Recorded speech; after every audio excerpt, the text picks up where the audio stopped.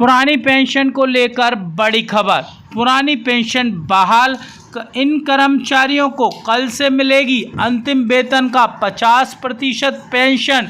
चलिए जानते हैं पूरी खबर विस्तार से। पुरानी पेंशन को लेकर कर्मचारी लंबे समय से पूरे देश में मांग कर रहे हैं और पुरानी पेंशन की आवाज़ सभी कर्मचारी संगठन जोर शोर से उठा रहे हैं। सेवानिवृत्ति के बाद आखिरी वेतन का 50% हिस्सा पेंशन के रूप में मिलता है। ये पुरानी पेंशन के अंतर्गत माना जाता है। तो ऐसे कई राज्य हैं जहां पर पुरानी पेंशन बहाल हो गई है और ऐसे में उसी तर्ज पर अन्य प्रदेश के कर्मचारी भी पुरानी पेंशन बहाल को लेकर लगातार मांग उठा रहे हैं। अब बात करते हैं सुप्रीम कोर्ट की। सुप्रीम कोर्ट और केंद्र सरकार ने ऐसे कर्मचारियों को पुरानी पेंशन बहाल की है जिनका विज्ञापन 2004 के पूर्व जारी किया गया था, परंतु किसी कारणों से उनकी नियुक्ति 2004 के पश्चात हुई थी।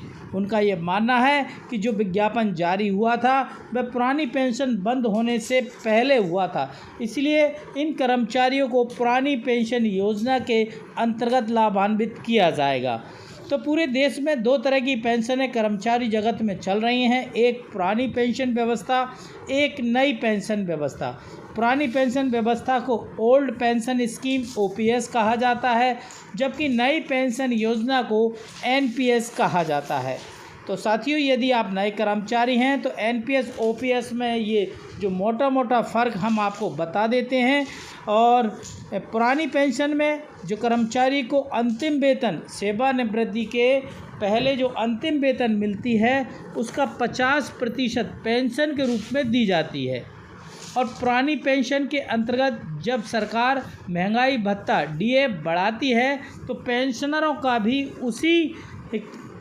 उसी वृद्धि के साथ महंगाई राहत बढ़ाई जाती है, जबकि NPS में ऐसा कुछ भी नहीं है।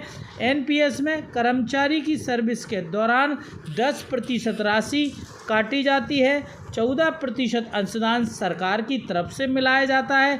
कुल मिलाकर 24% अंशदान कर्मचारी के खाते में जमा होता है। सेवानिवृत्ति के बाद जमा हुई कुल राशि का 60% राशि नगद भुगतान कर दी जाती है, 40% राशि को पेंशन फंड में जमा किया जाता है। उससे जो ब्याज प्राप्त होता है वह पेंशन के रूप में कर्मचारी को मिलता है।